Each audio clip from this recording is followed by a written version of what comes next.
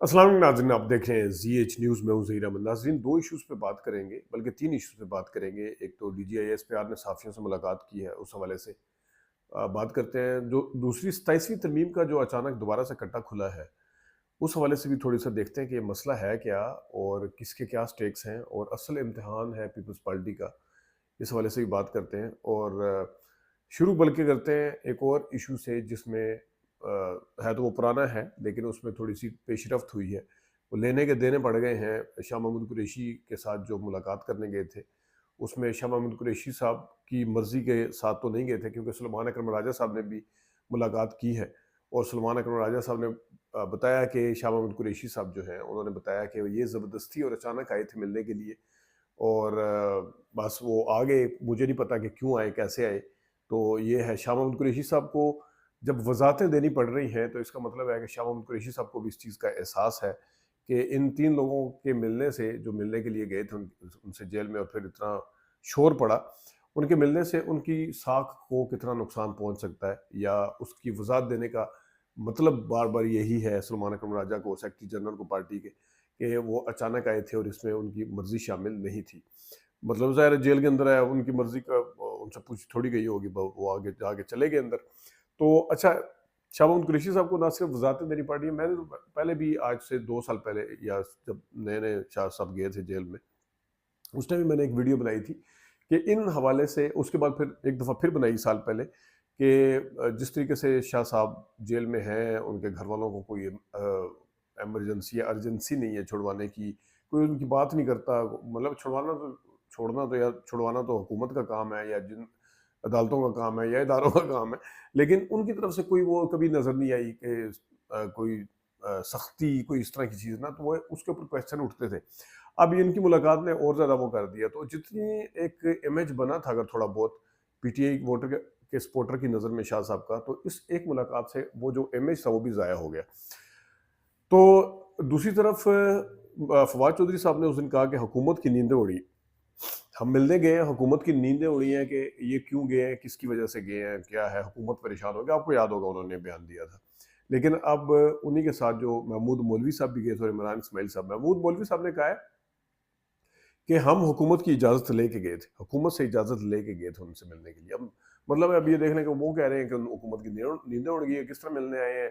ये कह रहे हैं कि हम हुकूमत की इजाज़त के साथ मिलने के लिए गए थे, तो यहाँ से भी एक तासुर पैदा होता है। फिर महमूद मौलवी और इन सारों का जो है वो जो मौक़िफ़ अब सामने आ रहा है, उसमें भी काफ़ी सारी तज़ादात पाए जाते हैं। जिस तरह शाह महमूद कुरैशी साहब को वज़ाहतें देनी पड़ रही हैं, इधर भी वज़ाहतें आ रही हैं सामने। तो वो वज़ाहतें कुछ तज़ादात की सूरत में सामने आ रही हैं, कुछ किस सूरत में सामने आ रही हैं।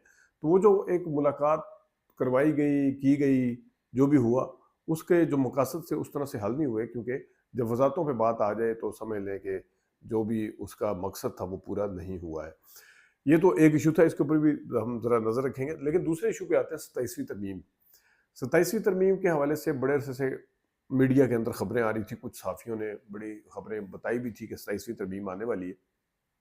लेकिन हुकूमत, जो कि नून लीग की हुकूमत, वैसे ही वारदात डालने के हवाले से, छुप के वारदात डालने के हवाले से मशहूर है। वो तो इसहाक डार साहब ने कहा था हमें अभी 26वीं तरमीम हज़म करने दें, उसके बाद 27वीं का सोचेंगे, और भी बड़े लोगों ने इस चीज़ की हुकूमत की तरफ से तरदीद की थी।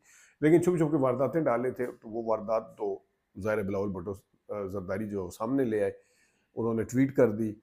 अब बकौल राना सनाउल्लाह साहब के कि ट्वीट इसलिए की कि कंसेंसस पैदा हो, या ट्वीट नहीं करनी चाहिए थी, उन्होंने मुनासिब वक्त समझा।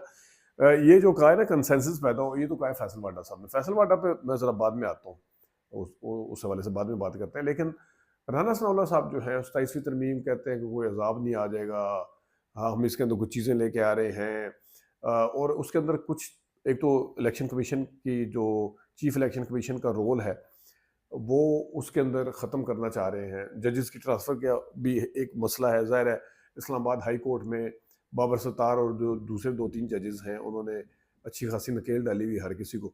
वो आए रोज़ ख़त भी लिख देते हैं, क्वेश्चन भी उठा देते हैं, क्रेडिबिलिटी की भी बात कर देते हैं, लेजिटिमेसी की भी बात कर देते हैं। तो जजेस ट्रांसफ़र का जो बीच में 27वीं तरमीम में डाला जा रहा है, वो इस वजह से डाला जा रहा है, जज की मर्ज़ी हो या ना हो, आपका वो तबादला कर दिया जाएगा। अब कल राना सलाउल्लाह साहब कह रहे थे कि जनाब साहब, जब उनसे सवाल पूछा गया कि हुकूमत तो फिर यही चाहेगी कि कोई जज यहाँ पे ना ठहरे, यहाँ पे रहे ही ना।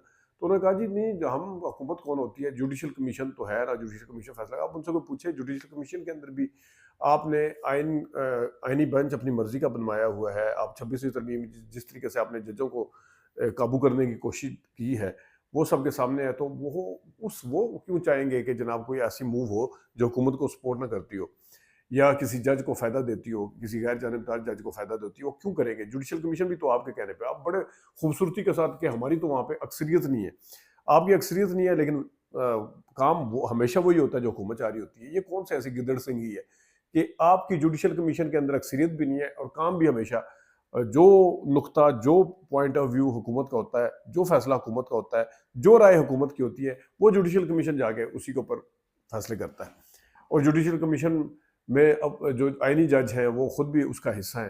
وہ امین الدین صاحب خود ہی یعنی اپنے بارے میں فیصلے کرتے ہیں کہ میں نے یہ کرنا ہے، میں نے یہ کرنا ہے، اور وہ پھر پوچھتے ہیں اور پھر اپنا ووٹ بھی خود ڈالتے ہیں. تو یہ ایک الگ ہے. لیکن election commission, chief election commission Sikandar Sultan Raja ان کا اتنا فیورٹ تھا، اس کو ابھی تک لٹکایا ہوا، لیکن انہیں بھی احساس ہے کہ کب تک لٹکائیں گے. اب اس کے اندر اپوزیشن کا رول ہی ختم کیا جا رہا ہے کہ جو تعیناتیاں ہوتی ہیں اہم جن کو سو کالڈ کہا جاتا ہے کہ غیر متنازع یا غیر وہ ہے اور پتہ نہیں کیا، تو اس میں رول جو تھا اپوزیشن لیڈر کا جو تھوڑا بہت وہ بھی ختم کیا جا رہا ہے. اب بھانا کیا رانا ثناء اللہ صاحب کی سنیں، آئین کیا کہتا ہے وہ سائڈ پہ کر دیا انہوں نے، اور اس کے اوپر بھانا کیا وہ دیکھیں جی اپوزیشن لیڈر جب ہم سے بات نہیں کرے گا تو ہم سے وہ یہ نہیں کرے گا، ہم پھر اس کو کیوں شامل. مطلب ہے یہ اس حکومت کو اس چیز کا احساس نہیں ہے. یہ جو چیزیں آپ وہ جو کہتے ہیں نوٹ لگاتے ہیں تو پھر دانتوں سے کھولنی پڑتی ہے، ہاتھوں سے لگائی بھی. تو کل کل آپ نے بھی آنا ہے. تو ایک پارلیمانی نظام کے اندر ایک رول ہے اگر اپوزیشن لیڈر کا، اس کو رہنے دیں. اس کو فرد واحد کے وجہ سے، اس کو 2-3 بندوں کی وجہ سے، کسی کو پسند ہے کسی کو نہیں پسند، اس کی وجہ سے تو تبدیل نہیں کیا جا سکتا. بنیادی طور پر تو اس کو کبھی بھی اس طرح سے تبدیل نہیں کیا جا سکتا. تو رانا صاحب جو ہیں پھر اس کے اندر جو واردات ڈالی جا رہی ہے، اب اس میں اصل امتحان جس طرح میں نے کہا نا کہ پیپلز پارٹی کا، آپ کو یاد ہوگا ہم آپ کو خبریں بھی دکھائیں گے جس میں 18ویں ترمیم کا کریڈٹ لیتے نہیں تھکتے تھے کہ میں نے اپنے اختیارات صوبوں کو دے دیے، میں نے اپنے اختیارات پارلیمان کو دے دیے. زرداری صاحب جب پہلے دور میں صدر بنے تھے تو 18ویں ترمیم کا اتنا کریڈٹ لیا گیا. اب پیپلز پارٹی کا امتحان یہاں پہ ہے کہ اسی 18ویں ترمیم کے اگینسٹ یہ آ رہی ہے 27ویں ترمیم، جس میں صوبوں کے پاور شیئرنگ اور NFC ایوارڈ اور صوبوں کے اختیارات اور ججز والا تو معاملہ چلے ہے ہی ہے. تو یہ سارا کچھ بھی ہے اس میں. تو اب اصل امتحان ہے کہ اب کیا کریں گے. وہ جو کریڈٹ آپ لیتے نہیں تھکتے تھے، کیا آپ صرف ایک صدارت اور 2-3 گورنر کی وجہ سے بھینٹ چڑھا دیں گے اس کریڈٹ کو؟ آپ کہتے تھے ہم پارلیمانی وہ ہیں، ہمارے بڑوں نے قربانیاں دی ہیں، بھٹو صاحب نے اور محترمہ نے. تو کیا اس کو اس چکر میں ساری چیزوں کو اپنے آپ نے جو خود فیصلے کیے تھے چڑھا دیں گے کہ آپ نے ایوان صدر میں رہنا ہے، 1-2 گورنر آپ کی پسند کے بنے ہوئے، اس تعیناتی کی وجہ سے کیا آپ اپنے اصول کو، اپنی کی ہوئی ترمیم کو، اپنے لیے ہوئے کریڈٹ کو کیا آپ تبدیل کر دیں گے؟ یہ ہو سکتا ہے، یہ ہوگا، یہ ہوتے ہوئے نظر آ رہا ہے. لیکن اگر اس کے اوپر پیپلز پارٹی اگر اڑ جاتی ہے، اور کیونکہ NFC ایوارڈ کے اوپر سب سے زیادہ شور جو صبح سندھ ڈالتا ہے، ادھر جو چچا بھتیجی پنجاب بھی ڈالتا ہے، لیکن بھتیجی تو پھر آپ کو پتہ ہے وہ کس طریقے سے جو CM پنجاب ہے وہ کس طریقے سے کام کرتی ہیں اور کیا رکھتی ہیں ذہن کے اندر، دماغ کے اندر کیا چل رہا ہوتا ہے. ان کو تو شاید اتنا ایشو نہ ہو. پہلے ویسے اوورآل پنجاب کو ہوتا ہے کہ ہمارے اختیارات کم ہوں گے، فلانا ہوگا، ڈھینگنا ہوگا. ایک تو یہ ہے. دوسرا ایک تعیناتی بھی ظاہر ہے، ایک باقاعدہ طور پر تو 30 نومبر کو فیلڈ مارشل کی ریٹائرمنٹ کی ڈیٹ ہے.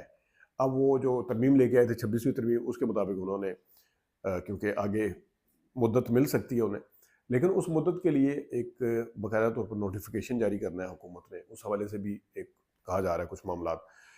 دوسری خبر یہ ہے کہ DGI SPR صاحب ملے ہیں باقاعدہ طور پر، اور انہوں نے پہلی دفعہ بغیر نام لیے PTI پہ تنقید کی ہے. یعنی اس دفعہ نام نہیں لیا انہوں نے.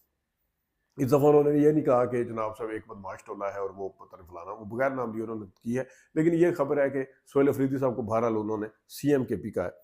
اب سہیل افریدی صاحب کو یا جتنی انہوں نے باتیں کی ہیں کچھ کاشتکاری کے حوالے سے وہاں پہ خیبر میں اور تیرا کے حوالے سے جو باتیں سامنے آئی ہیں، تو یہ آج سے تو نہیں ہو رہا، یہ تو شروع سے ہو رہا ہے. مجھے یاد ہے ضیاء الحق صاحب نے، نواز شریف صاحب نے بتایا تھا غدار کون میں کہ ضیاء الحق صاحب آئے، ضیاء الحق صاحب کو ضیاء الحق صاحب نے نہیں بلکہ اسد درانی نے، جنرل اسد درانی نے اور ایک اور جنرل تھے، انہوں نے مشورہ دیا تھا، شاید اسلم بیگ صاحب تھے، انہوں نے مشورہ دیا تھا کہ آپ منشیات کی اسمگلنگ کی اجازت دیں تو ہم پورے پاکستان کا قرضہ اتار دیں گے. تو یہ تو ہمارے ہاں اب جس منشیات اور کاشتکاری اور جن فصلوں کے اوپر تنقید کی جا رہی ہے، اس کے اگینسٹ تو وہ قرضے اتارنے کی باتیں کرتے ہوتی تھیں یہاں پہ.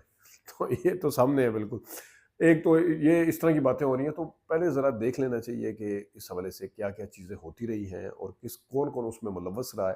ایک دم سے ذمہ داریاں فکس کرنا اور فلانا فلانا کرنا، تو یہ میرے خیال میں سمجھ سے بالکل بالاتر ہے. جو خبر اس حوالے سے ہے، فیصل واڈا صاحب آئے، انہوں نے بھی آگے جناب صاحب، ایک تو محمود مولوی صاحب کی یا فواد چودھری کی اگر فیصل واڈا آگے تعریف کریں گے اور شاہ محمود قریشی کی تعریف کریں گے، تو وہ شاہ محمود قریشی کے لیے امتحان کھڑا کر رہے ہیں، کیونکہ شاہ محمود قریشی کی پھر اتنی ٹرولنگ ہوگی کیونکہ فیصل واڈا نے اس کے اوپر تنقید کی ہوگی.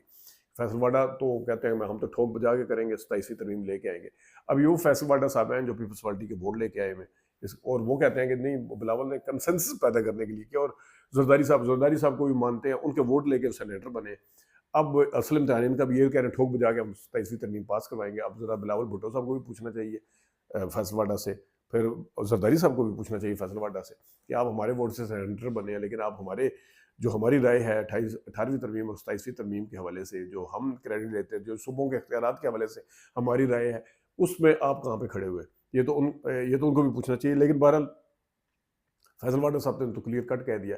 اب مسئلہ یہ ہے کہ 27ویں ترمیم اگر آ رہی تھی تو حکومت، میں نے جس طرح کہا کہ چھپ کے واردات کیوں ڈال رہی تھی، انہوں نے کسی جگہ ذکر کیوں نہیں کیا تھا، اندر ہی اندر ملاقاتیں کیوں کر رہے تھے. ایک اگر پبلک چیز ہے جس کو ترمیم آنی چاہیے، آئین کے اندر ایک ہوتا ہے، گنجائش ہوتی ہے کہ اس کو وقت کے تقاضوں کے ساتھ ساتھ بدلنا ہوتا ہے آئین کو. لیکن اگر آپ اتنا ہی آئینی کام کر رہے تھے اور اتنا زبردست کام کر رہے تھے تو آپ کو تو اس میں چھپانے کی ضرورت ہی نہیں تھی. آپ سر عام آگے کہتے ہیں کہ ہم تو کوئی غلط کام نہیں کر رہے. اگر آپ کے دل میں چور نہ ہوتا، آپ کے تو سارے وزراء جناب چپ کر کے دڑ بڑ کے اندر ہی اندر باتیں کر رہے ہیں، ملاقاتیں کر رہے تھے. اب وہ کوئی آگے کوئی تو جہاد دے رہا ہے، کوئی کچھ کہہ رہا ہے، مولانا ثناء اللہ صاحب کچھ کہہ رہے ہیں، بیرسٹر عقیل ملک صاحب کچھ کہہ رہے ہیں. تو یہ جو ہے یہ دیکھنا پڑے گا. کل کلا باسی پلٹتے ہوئے دیر نہیں لگتی، لیکن آپ کی یہ چیزیں آپ کو ہانٹ کریں گی، آپ کس سائڈ پہ کھڑے ہوئے تھے. اس طرح کی چیزوں کے اوپر ہم ڈسکس کرتے رہیں گے. ابھی تک کے لیے اجازت دیجیے. اللہ حافظ.